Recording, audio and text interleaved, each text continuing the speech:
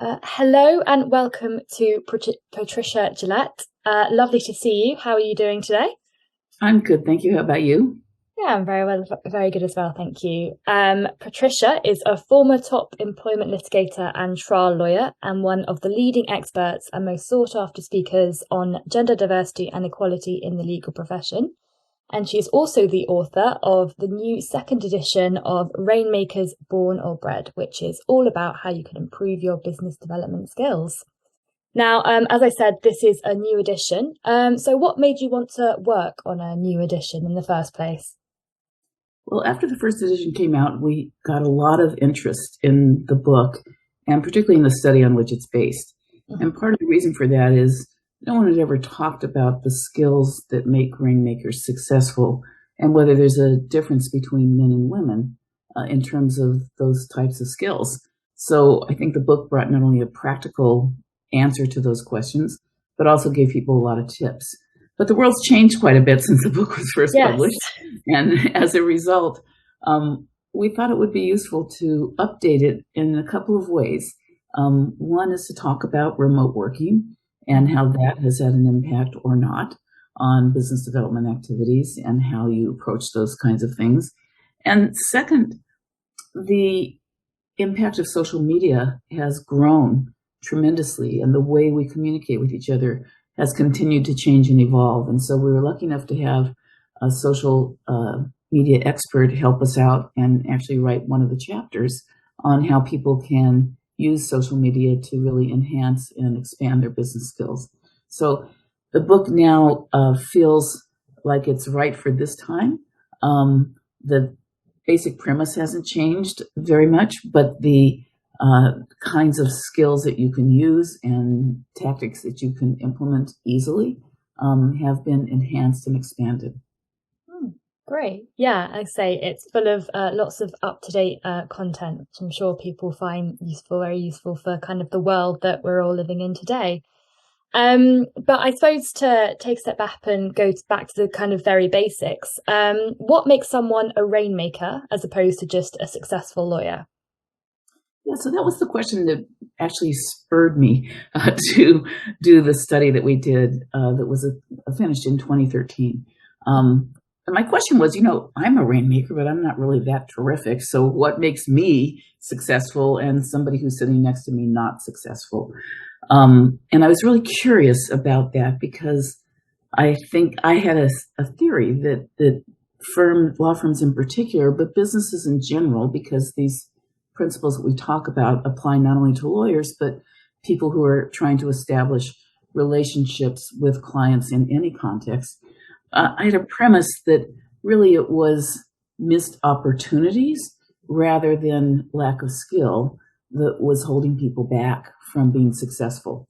And so we did this study, and what we found when we tested people across the U.S. Unfortunately, we didn't test anyone on the continent or in Asia or any place else, but in the U.S., what we found after we gave tests to people who were successful rainmakers as well as people who were successful in their firms but didn't necessarily control business, those are people we call client service partners, is that there was a difference in the personal characteristics that rainmakers have. And what we found is that rainmakers possess 4 types of skills that are characteristics, I guess is a better way to put it, that differentiate them from other people in their firms or in their companies. And those 4 characteristics are something called engagement, which is basically active listening. So when you're talking to someone, you're actually listening to what they're saying. You're taking in information. You're learning what's important to them. You're thinking about them, not thinking about only you. You're looking for opportunities to find connections. That's engagement, really, really being aware of the person that you're speaking with. The second was dominance, which is a word I don't really like, but it's the psychological term that's used.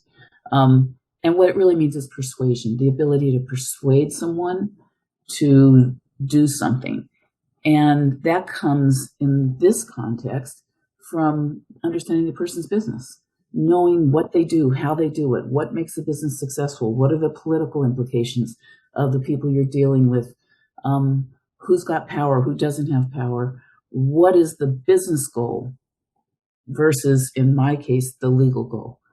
My life can be made very easily if people do exactly what I say, which makes me win a case. But that may not be consistent with what their business goal is. So I have to understand the business. And so dominance is the ability to be creative and innovative and solution oriented and to talk in language that business people understand so that you can be persuasive. The third characteristic we found was motivation, which is the ability to be a team player. For Rainmakers, what that means is that they really view the client as part of their team.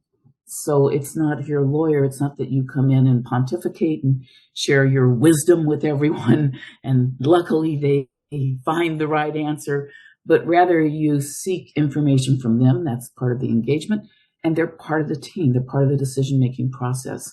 And another part of that is Rainmakers have to be able to delegate to other people some of the tasks, because the Rainmaker's job is to keep the client happy, to keep the client feeling like they're part of the team and that they're engaged.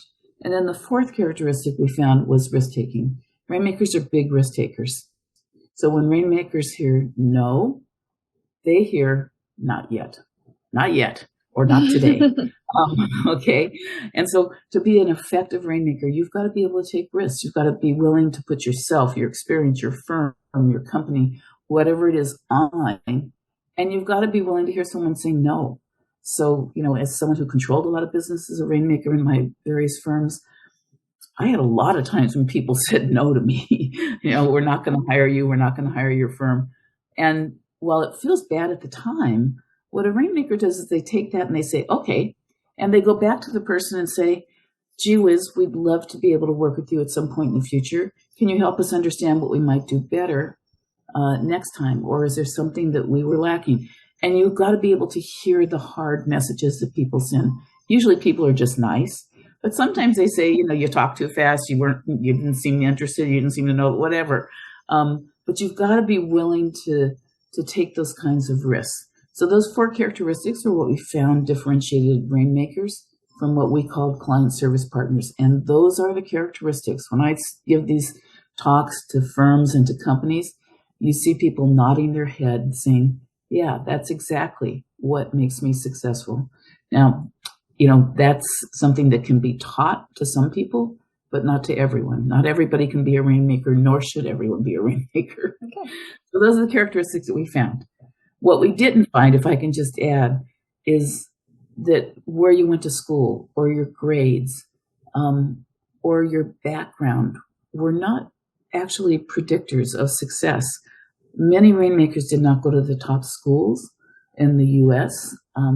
Many Rainmakers were not on law review. They got good grades, but they weren't on law review, which is the highest achievement some people would say that you can get in law school. Most came from blue-collar backgrounds, not privileged backgrounds. They didn't go to special schools or anything. All Rainmakers worked before they became lawyers. And what they learned in that context was servicing the customer, because that's one of the primary characteristics. Rainmaking is really about building relationships. That's what it's about. And people who've had experience in the workplace prior to entering into this next phase of their professional life, whether it be, for me, it was selling men's clothes. For other people, it's working in a grocery store or a bookstore or, doing some type of service-oriented work. You learn how to be interested and interesting. Mm-hmm. We have those other additional background factors that we looked into as well, which were quite surprising in terms of their impact on whether you could be a successful Rainmaker. Very interesting. Yeah. So I guess maybe if those are maybe the kind of core attributes of being a successful Rainmaker and business development. One thing, obviously, we mentioned it earlier, obviously things have changed quite a lot in the last couple of years. How has rainmaking and business development in general been changed, do you think, since the pandemic? Yeah, so this is one of my favorite questions to answer, actually, and I get this a lot, because people feel like since we're not coming into the workplace anymore, we're not able to go have lunch and dinners and go to events with clients as frequently as we used to be able to do that. that somehow that has changed the way we develop business. And my answer to that is it really hasn't.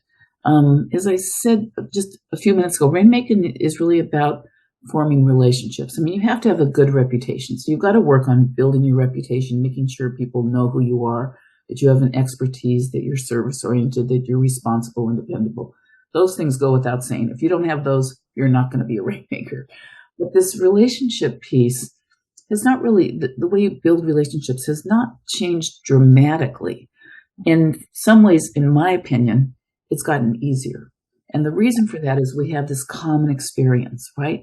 We all have gone through this crazy time when we were locked in our houses baking bread or, with our sourdough starters, wearing jeans every day and no shoes.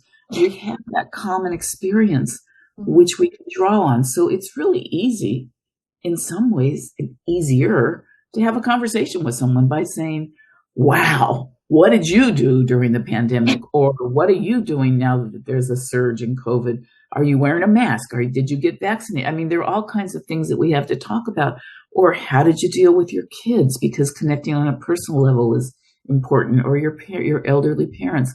There are all kinds of ways that we can connect through this common experience. And both men and women have those experiences. Poor people, rich people, people who were leaders, people who were not leaders. I mean, all of us have had this same experience. And so using that as a way to connect with people and using your engagement skill to listen for what they experienced and how you might be helpful. I found out I really don't like my job very much. It's really boring when I'm not at work.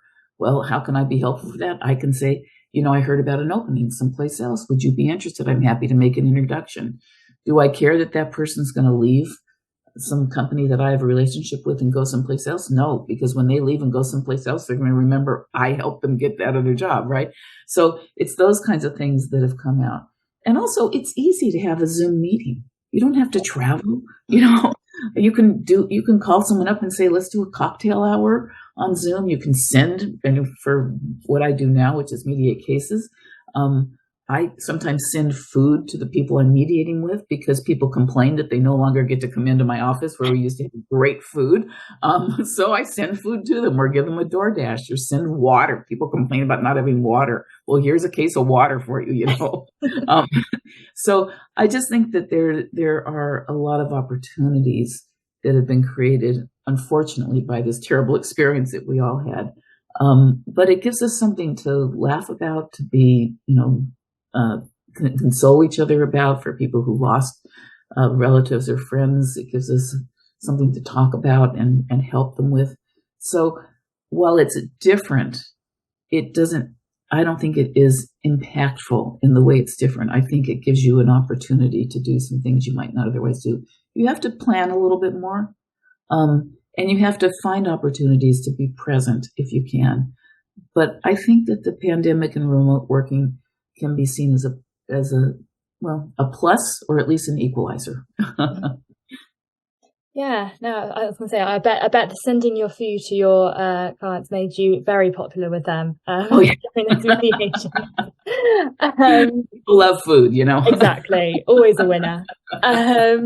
But I suppose, as you say, I think you've mentioned it a few times, kind of rainmaking being all about building relationships, which I suppose some people might assume is more something that extroverts are more comfortable or better at. But do you think that introverts can be rainmakers too? Yeah, it's such a good question. And it's really an important question, because what people think is, I have to be like her or him in order to be a rainmaker. And what the Rainmaker study really told us is that's not true. Not everyone can be a rainmaker, as I said before. I mean, there's some people who be locked in a closet and never allowed to see anybody. They're wicked smart, but they should not be allowed to interact with people because they don't know how to do that. I can think of some pretty famous people right now and who are in the news a lot who should not be in front of people. But introverts, first of all, a lot of people who think they're introverts are not introverts. I mean, that label is often used for people who just take a little bit of time to warm up. So my husband, for example, would claim he's an introvert. He's not an introvert. He's great at parties. He can go out and talk to anybody, right? He does it in a different way from me, but he does it in a way that's comfortable for him. And so what we know from the Rainmaker study is if you exhibit those skills that I talked about, if you're listening to someone closely, you don't have to be effusive and, like those of us who are extroverts, you can tell I'm an extrovert.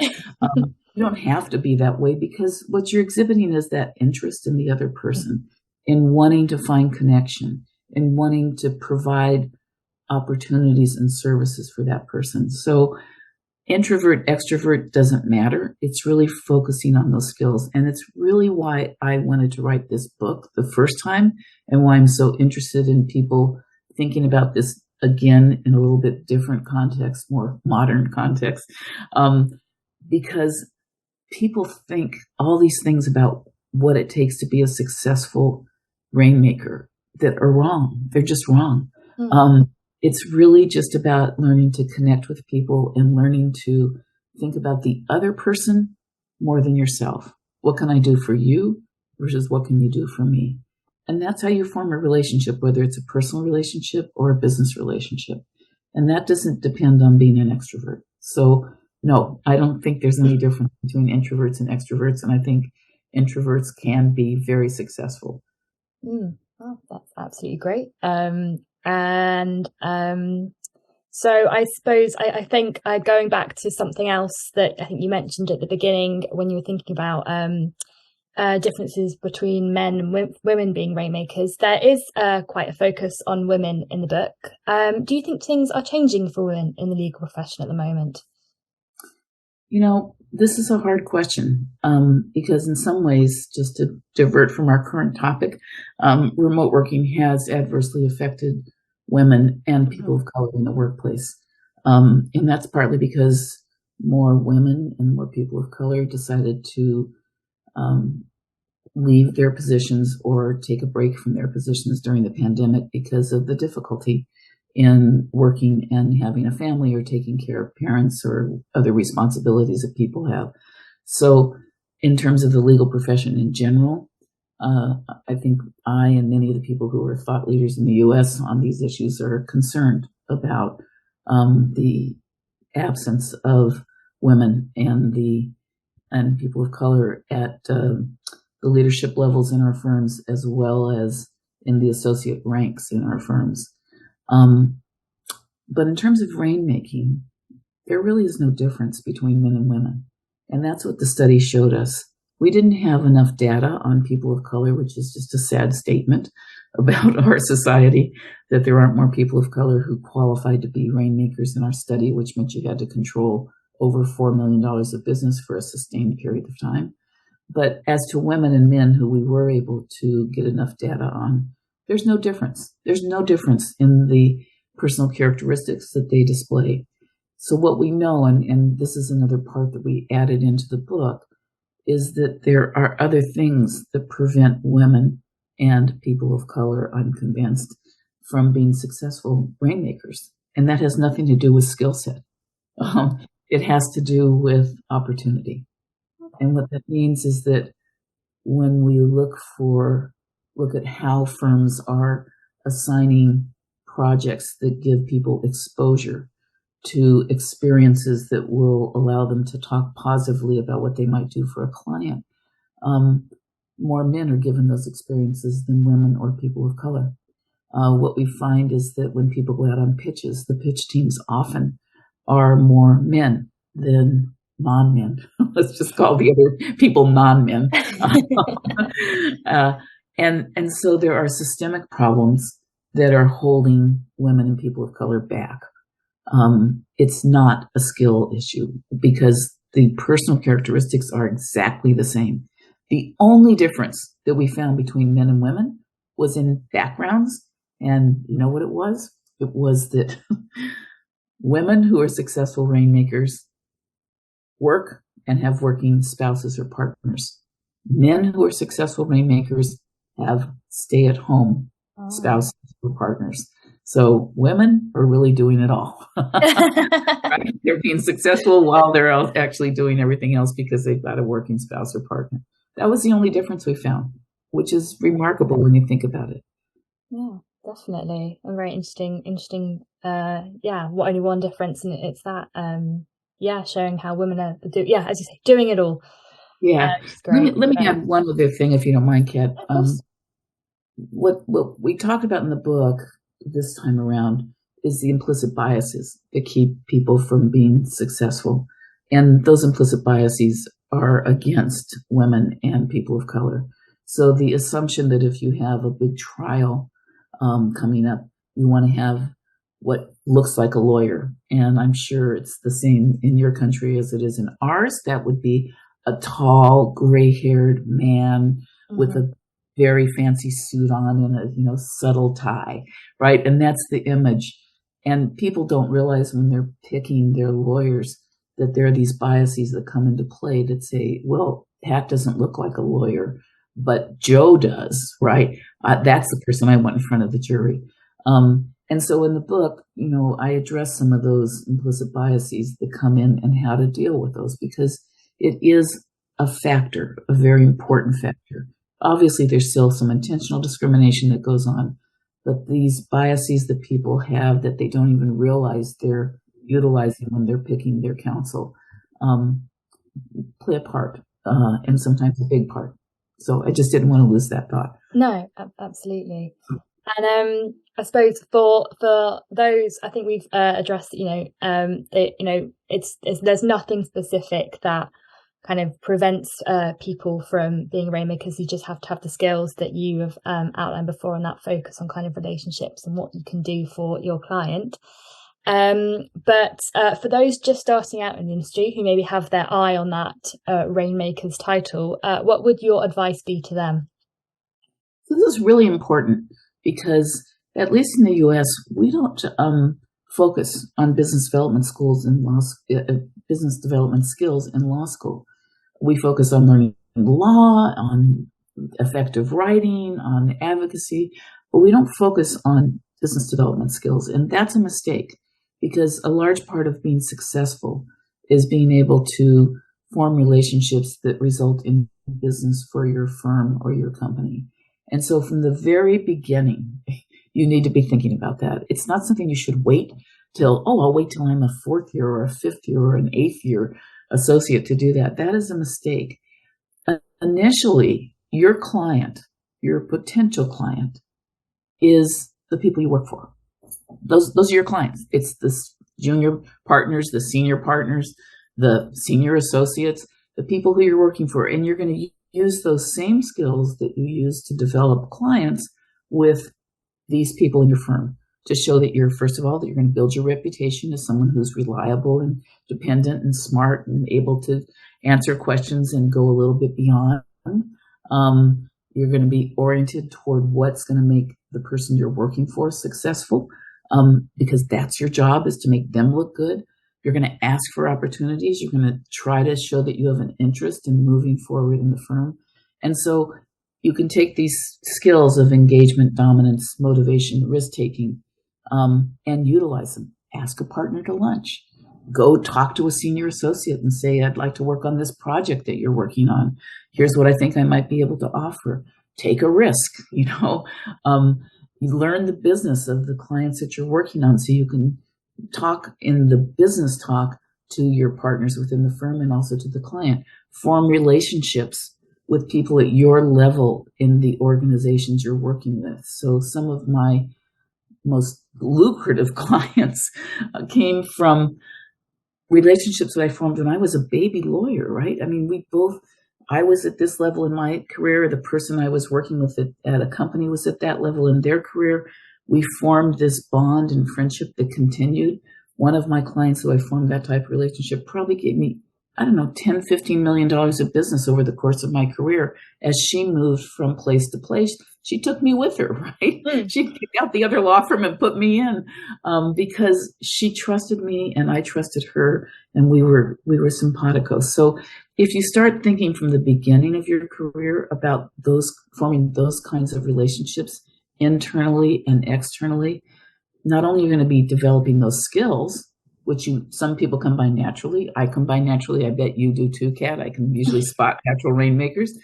Other people have to practice them. So as a new person in a company or a firm, you can begin to try to experiment with those skills and build them and become comfortable in a way that's authentic to you. Not the way I would do it, not the way you would do it, but a way that's authentic to you. So it's really important as a new person starting out to be thinking about how am I going to form relationships that will be valuable, and where I can bring value. Oh, great advice from the beginning. Have it in mind. And I think as we've mentioned before, as a final question, the book is based on the Rainmaker study that you did back in 2011. But do you think if you did the study today, you would get the same results, or would you get something different, do you think? Yeah, I think we'd get exactly the same results. I would hope that perhaps we might be able to get more data on people of color, because I think that would be good information. But I'll bet you the results for people of color would be the same as for women, that there is no difference. It's personal. I say rainmaking is about two things, the two R's, reputation and relationships. That's what it is. It's simple. It's not something that you set aside to do on a Friday afternoon. I'm going to be a business developer from 3 to 5 on Friday afternoon, right? It's something that's ingrained in you, right? So a business development call for me might be, hey, Kat, how are you?